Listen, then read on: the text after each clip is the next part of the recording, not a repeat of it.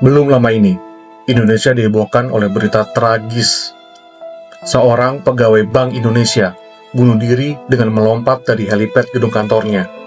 Kabarnya, korban nekat terjun karena beban kerja dan tekanan dinamika pekerjaan yang nggak kuat dia tanggung. Kalau benar, ironis sekali, BI tugasnya menjaga kestabilan moneter, tapi terlewat menjaga kestabilan mental karyawannya. Secara global, situasinya, 44% karyawan di seluruh dunia mengaku sangat stres.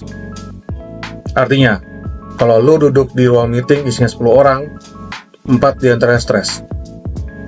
2 lagi pura-pura kuat, dan sisanya nge-scroll TikTok sambil mikir mau resign kapan. Bahkan WHO mencatat, depresi dan kecemasan bikin dunia kehilangan 12 miliar hari kerja setiap tahun, atau setara kerugian produktivitas USD 1 triliun per tahun. 1 triliun nolnya 12 biji. Kalau dibelikan nasi padang bungkus, bisa buat traktir seluruh galaksi. What? Dulu, slogan hidup itu adalah Kerja keras, raih sukses. sekarang lebih relevan, Kerja keras, gaji pun keras. Keras kepala nggak naik-naik. gimana nggak stres? Generasi sekarang, baru bangun tidur, langsung lihat notifikasi Slack. Belum sempat ngopi, udah kena revisi. So, kenapa sekarang lebih mudah stres? Yang pertama, teknologi bikin kita selalu tersambung. Dulu, pulang kantor ya selesai urusan. Sekarang, handphone bunyi, ting, jam 11 malam. Isinya grup kerja, bahas laporan buat besok pagi. Gimana mau relax kalau bos bisa muncul di notifikasi kapan aja? Udah mirip hantu gentayangan, cuman ini di WhatsApp. Yang kedua, di zaman sekarang, standar sukses makin gak masuk akal. Setiap hari, di media sosial, orang pamer. Umur 5 tahun udah jadi CEO, udah punya bisnis sampingan, saham jalan, kripto ngacir, dan weekendnya healing ke Maldives. Sementara kita, umur 27 masih bingung. Tadi udah isi piring belum ya? Satu-satunya properti yang kamu punya, ya properti di game The Sims. Dari situlah lahir yang namanya hustle culture. Kalau nggak lembur, artinya lu nggak niat. Kalau nggak balas email jam 11 malam, berarti lu nggak komit. Kalau nggak kerja kayak dikejar genderuwo, dianggap nggak dedicated. Padahal, banyak yang lembur bukan karena kerjanya penting, tapi karena mau kelihatan sibuk aja, supaya pas bos lewat bisa acting. Waduh, fuck. Saya masih berjuang banget nih. Baru 3 dari 10 laporan. Baik kejar ya. Padahal sudah 20 menit ngeliatin Excel, isinya kosong. Overwork sekarang dijadikan lambang loyalitas. Yang rajin lembur dipuji, yang pulang tepat waktu dicurigai. Bahkan kalau sampai sakit dibilangnya, Wah, luar biasa ya. Kerja terus meski demam. padahal itu bukan semangat. Itu nggak bisa bedain antara produktif dengan pelan-pelan wafat. Yang ketiga, PHK massal bisa datang kapan aja. Hari gini, status karyawan tetap aja masih was-was, apalagi yang masih kontrak atau freelance. Setiap baca berita startup bangkrut, jantung karyawan startup di seluruh negeri skip satu ketukan. Yang keempat, tidak ada dukungan. Tidak ada pembimbing, umpan balik minim, kecuali kalau salah baru ditegur. Mau curhat ke HR takut dibilang lemah, minta cuti dibalas. Cuti lagi, dedikasinya mana? Akhirnya yang naik bukan gaji, tapi tensi darah. Yang kelima, setiap hari kita dimombardir berita jelek.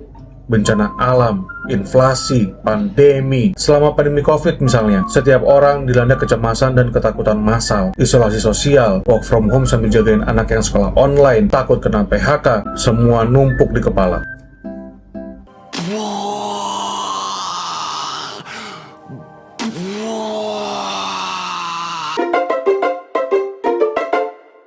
Oke, cukup dengan fakta suramnya. Sekarang, gimana cara kita biar tetap waras di tengah gilanya dunia kerja? Ada beberapa tips praktis, tapi tenang, nggak ada yang nyuruh kamu resign terus berternak lele. Yang pertama, kenali biang kerok stres. Cari tahu dulu apa yang paling bikin lo pening. Bos model naga berkobar, deadline numpuk kayak cucian kotor, atau jam kerja nggak karuan sampai nggak sempat lihat matahari.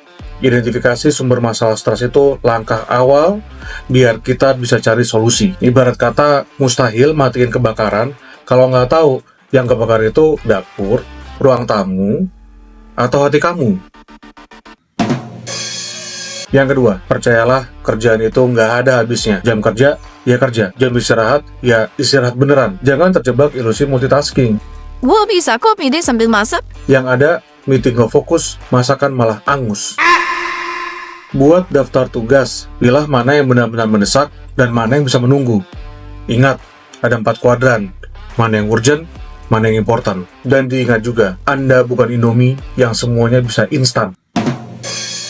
Yang ketiga, tubuh dan pikiran butuh rehat. Kayak HP perlu di-charge, tapi sayangnya banyak kantor yang masih pakai minset Nokia 3310. Yung sa recharge, tak 3 juga kuwap. Padahal kita manusia, bukan kalkulator. Coba sesekali selingi kerja dengan micro break 5 menit setiap jam. Nggak usah ribet, cukup berdiri, gerakin bahu, atau nengok keluar jendela. Biar ingat kalau dunia itu lebih luas dari lembar Excel yang saat ini lagi lo kerjain. Dan yang paling penting, jangan merasa bersalah ambil istirahat. Ini sering kejadian. Baru mau duduk 5 menit, muncul suara batin. Uy, kerja dong, mapit santai. Tugas masih banyak. Sebentar. Otak kita itu organ vital, bukan mesin diesel. Nggak bisa disuruh ngebul terus-terusan. Kalau dipaksain, bukan performa yang naik, tapi tekanan darah yang naik. Berikutnya, mens sana in corpore sano. Dalam tubuh yang kuat terdapat jiwa yang sehat. Pastikan cukup tidur 7-8 jam. I know, Netflix lagi banyak film bagus, tapi istirahat itu lebih penting, Ferguso. Asupan nutrisi juga penting. Perut jangan diisi kopi doang. Yang ada asam lambung naik, nambah stres. Olahraga teratur 2-3 kali seminggu. Gak perlu ribet, jalan atau jogging atau bersepeda keliling komplek. Udah oke kok. Tapi kalau mau olahraga brutal juga boleh sih. Bayangin sak-sak tinju adalah muka bos. Pasti lebih semangat olahraganya. Berikutnya, jangan pendam sendiri. Berceritalah dengan orang yang kamu percaya. Pasangan, teman, kolega yang sportif. Kadang 1 gelas kopi dan 1 orang yang mau dengerin bisa lebih nyembuhin daripada 50 quotes Instagram. Tapi pilih teman curhat yang benar. Jangan yang modelnya cuma jawab, Wah, sama dong gue juga begitu. terus lanjut cerita soal dirinya sendiri.